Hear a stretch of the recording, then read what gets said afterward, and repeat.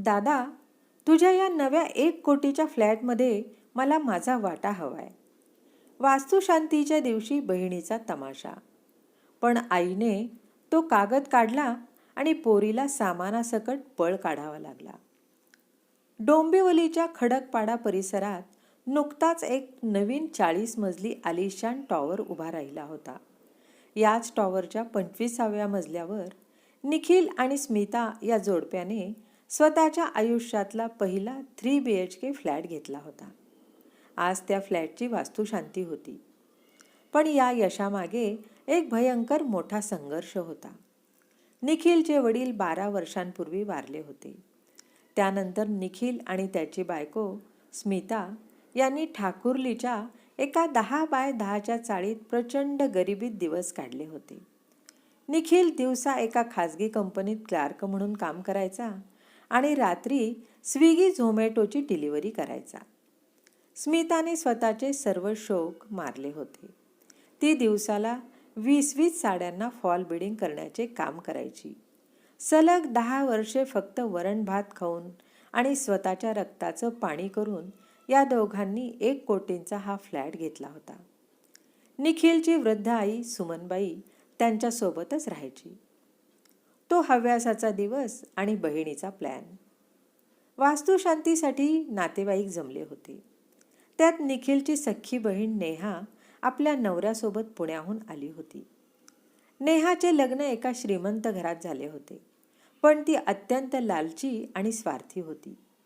जेव्हा निखिल आणि स्मिता चाळीत खितपत पडले होते, तेव्हा नेहा कधीच त्यांच्या मदतीला आली नव्हती. पण आज भावाचा एवढा मोठा फ्लॅट बघून तिच्या डोळ्यात हाव निर्माण झाली. पूजेनंतर सर्व पाहुणे हॉलमध्ये जेवायला बसले होते.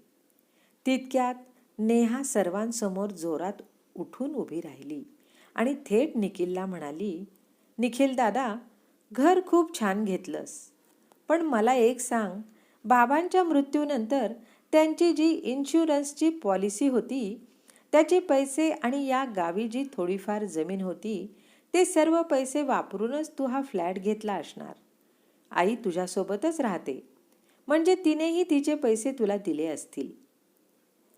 त्यामुळे नवीन कायद्यानुसार या 1 कोटींच्या फ्लॅटमध्ये माझाही 50% वाटा आहे आणि तो वाटा मला आजच्या आज हवाय. पाहुण्यांसमोर झालेला अपमान आणि स्मिताचे अश्रू.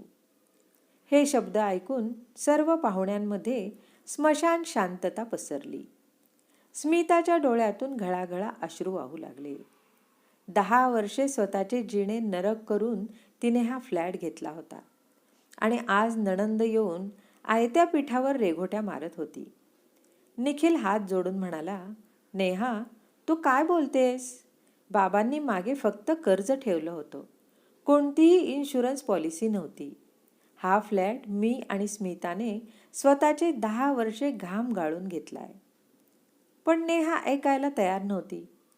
मला काहीही सांगू नकोस, मला माझा कायदेशीर वाटा हवाय, नाहीतर मी उद्याच तुझ्यावर कोर्टावर केस ठोकेन आणि या घराला स्टे आणेन. तो आईचा रौद्रावतार आणि मास्टर स्ट्रोक. तितक्यात कोपऱ्यात शांत बसलेल्या सुमनबाई म्हणजे निखिलची आई आपल्या जागेवरून उठल्या. त्यांचा चेहरा रागाने लाल झाला होता. त्यांनी आतून एक मोठी फाईल आणली आणि ती थेट नेहाच्या तोंडावर भिरकावली. तुला वाटा हवाय ना? मग हे पेपर्स वाच आणि घे तुझा वाटा, सुमनबाई कडक आवाजात म्हणाल्या. नेहाला वाटले की आईने तिला प्रॉपर्टीचे पेपर्स दिले आहेत. ती हसत हसत ते वाचू लागली, पण पुढच्याच सेकंदात तिच्या पायाखालची जमीनच सरकली. तिचे डोळे भीतीने पांढरे पडले. सुमनबाई सर्वांसमोर गरजल्या, काय लिहिलंय त्यात नेहा? त्यात लिहिलंय की हा 1 कोटींचा फ्लॅट निखिलचा नाहीये. या फ्लॅटची 100% मालकी माझ्या सुनेची म्हणजेच स्मिताची आहे.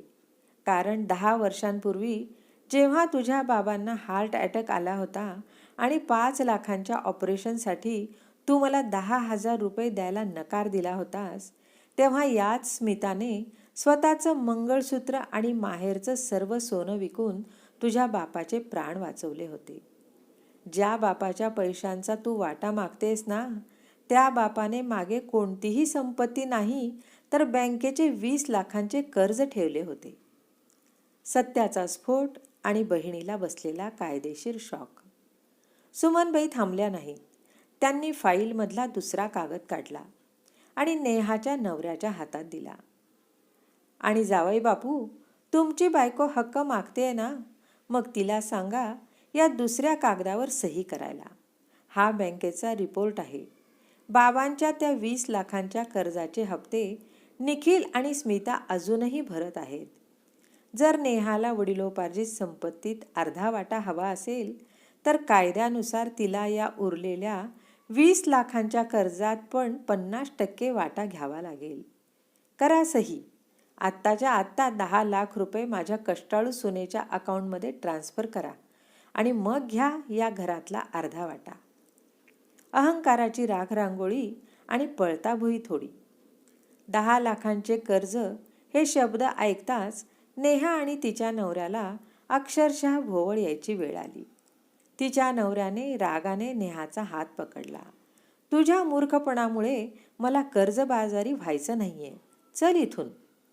नेहा खाली मान घालून रडत रडत आईच्या पाया पडायला गेली. पण सुमनबाईंनी तिला दूर ढकलले. माझ्या पाया पडू नकोस. जेव्हा भावाला आणि वहिनीला खायला अन्न नव्हतं तेव्हा तू पुण्यात पार्ट्या करत होतीस. जो हक्क कष्टाने मिळवला जात नाही तो वाटा नसून भीक असते. आणि माझ्या या घरात भिकाऱ्यांसाठी कोणतीही जागा नाही. चालती हो इथून. नेहा आणि तिचा नवरा भरल्या ताटावरून अत्यंत अपमानाने वास्तुशांतीच्या कार्यक्रमातून पळून गेले. स्मिता ढसाढसा रडत सुमनबाईंच्या कुशीत शिरली.